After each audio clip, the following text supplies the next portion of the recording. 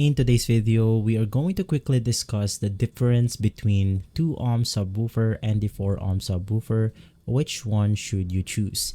Now, to explain this briefly, let's talk about ohms. Basically, this means that it is a electrical impedance of the speaker.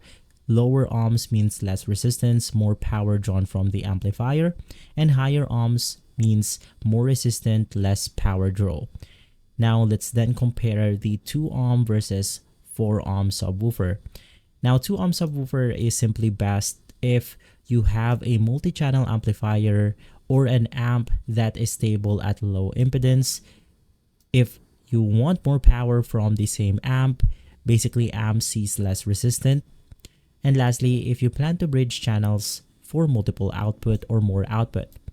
Now for the pros of using the 2 ohm subwoofer is that you can get higher output, louder bass with the right amp, better for bridged or multiple sub setups.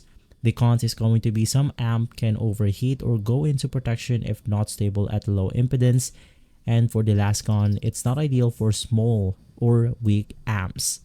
From there, let's then navigate through the 4 ohm subwoofer.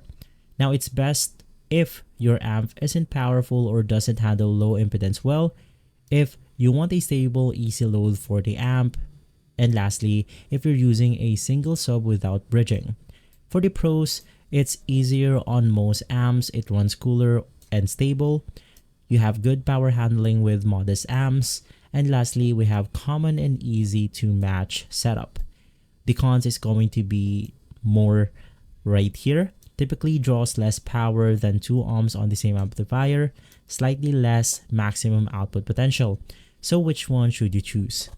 Now you want to choose the 2 ohm subwoofer if your amp supports 2 stable, if you want max power or louder bass, and lastly if you plan to bridge channels or run multiple subs.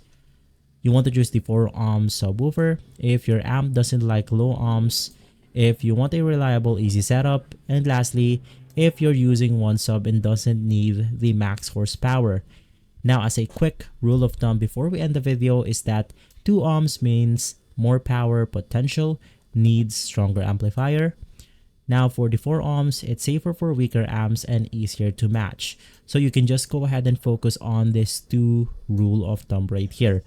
You mainly want to choose depending on your amps.